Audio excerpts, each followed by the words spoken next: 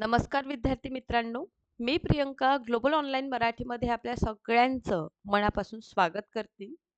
मित्रांनो, जसं की आपल्या सगळ्यांना कल्पना आहे, की मे मध्ये आपल्या सोलापूर आणि सोबतच नागपूर विद्यापीठ या दोनही विद्यापीठाचं पेट परीक्षा आहे.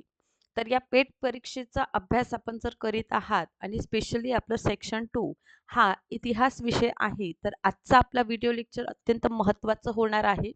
एक्झामिनेशन क्वालिफाय होण्यासाठी पेपर 2 हिस्ट्रीचा अभ्यास कसं करायचं याचं संपूर्ण नियोजन देणारा हा व्हिडिओ लेक्चर आहे. त्यामुळे तुम्ही शेवटपर्यंत नक्की बघा.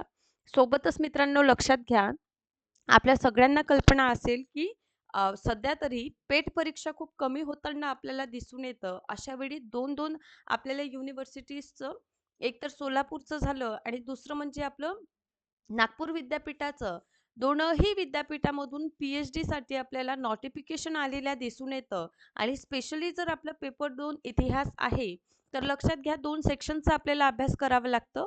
एक सेक्शन ए आहे जे रिसर्चवर पूर्णतः आधारित आहे.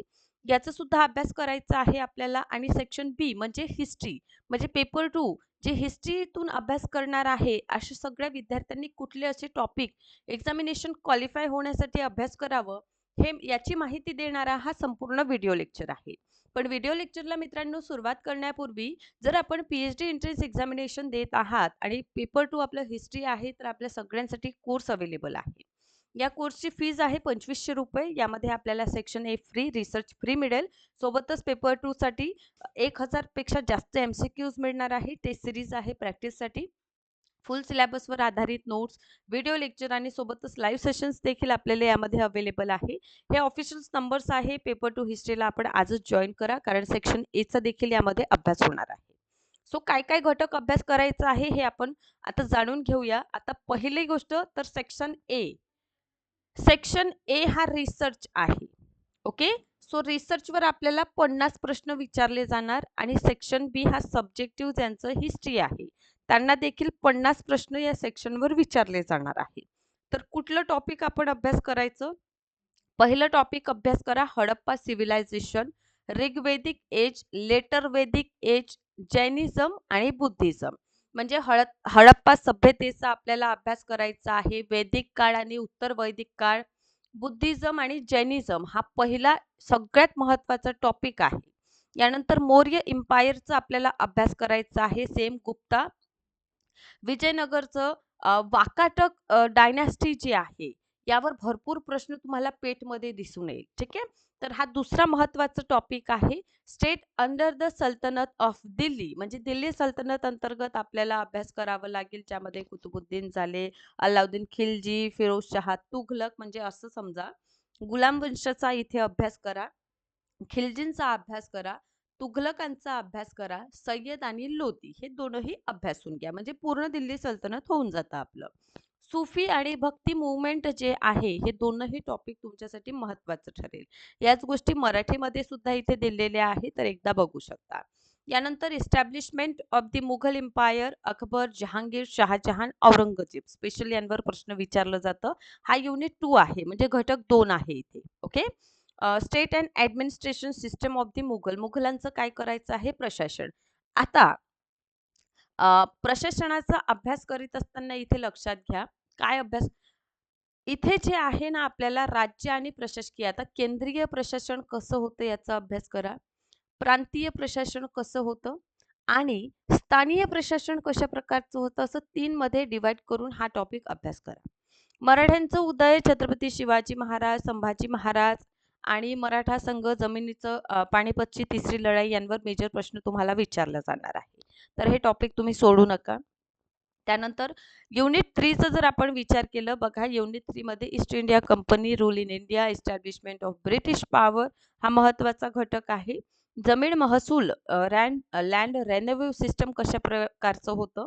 त्यानंतर सहाय्यक आपल्याला अलायन्स कशी होती. ठीक आहे. लॅब्सचा म्हणजे हे जे आपण काय म्हणतो डलहौसीचं जे आहे वेपक ते आपल्याला अभ्यास करायचा आहे. ज्यांना 1857 चा उठाव आपण अभ्यास करणार. नंतर सामाजिक धार्मिक सुधारणा चळवळी खूप महत्त्वाचा टॉपिक ठरेल इथे. नंतर भारतीय राष्ट्रवादाचं उदय आणि प्रारंभिक जे अर्लियर ऑर्गनायझेशन म्हणजे असं म्हणू शकतो आपण की इंडियन नॅशनल काँग्रेसची स्थापना होण्यापूर्वीच्या ज्या संघटना आहे त्याचा आपल्याला अभ्यास या टॉपिकमध्ये मित्रांनो करावा लागतो. यानंतरचं युनिट 4 आहे. तर युनिट 4 मध्ये इंडियन नॅशनल काँग्रेस 1885 मध्ये इस्टॅब्लिशमेंट. सो इथून तुम्हाला सुरू करायचं आहे. त्यानंतर 1920 पासून आपण बघणार की असहकार आंदोलन, ठीक आहे. त्यानंतर आपण सिव्हिल डिसओबिडियन्स आंदोलन काय आहे, भारत छोडो, देन क्रांतिकारी मूवमेंट, सुभाषचंद्र बोस आणि आपलं INA जे आहे यांचा अभ्यास करू. Cripps mission, cabinet mission, Mountbatten. सरळ इथे तुम्हाला डायरेक्ट मॉडर्न हिस्ट्रीचा पार्ट अभ्यासायचा आहे आणि इथे टाइम पिरियड एक लिहून घ्या. 1885 इंडियन नॅशनल काँग्रेसपासून 1947 पर्यंत माउंटबॅटनचा जो प्लॅन आहे हा एवढा टाइम पिरियड तुम्हाला युनिट क्रमांक 4 जे आहे त्यामध्ये अभ्यास करायचं. यानंतरचं 5वा जो घटक आहे उपनिवेशवाद, कॉलनिझम, नॅशनलिझम, सोशलिझम, ग्लोबलायझेशन यांचा अभ्यास करावा लागेल. आशिया आणि आफ्रिकेतील उपनिवेश मुक्ती, पहिला महायुद्ध, रशियन क्रांती, दुसरं महायुद्ध, देन शीतयुद्ध सुद्धा इथे अभ्यास करावा लागेल. एक ध्रुवीय जग, ठीक आहे. हे सगळं तुम्हाला इथे अभ्यास करणं महत्त्वाचं आहे. म्हणजे हे वर्ल्ड हिस्ट्री रिलेटेड आपलं काय आहे, हा पर्टिक्युलर जे भाग आहे वर्ल्ड हिस्ट्रीशी निगडीत आहे. तर हा एक महत्त्वाचा टॉपिक इथे तुम्ही अभ्यास करा. ओव्हरऑल जर हिस्ट्रीतून पेपर देत आहात, ठीक आहे, तर मेजर इथे आपल्याला दिसून येईल 5 घटक आहे. ओके, 5 युनिट्स आहे.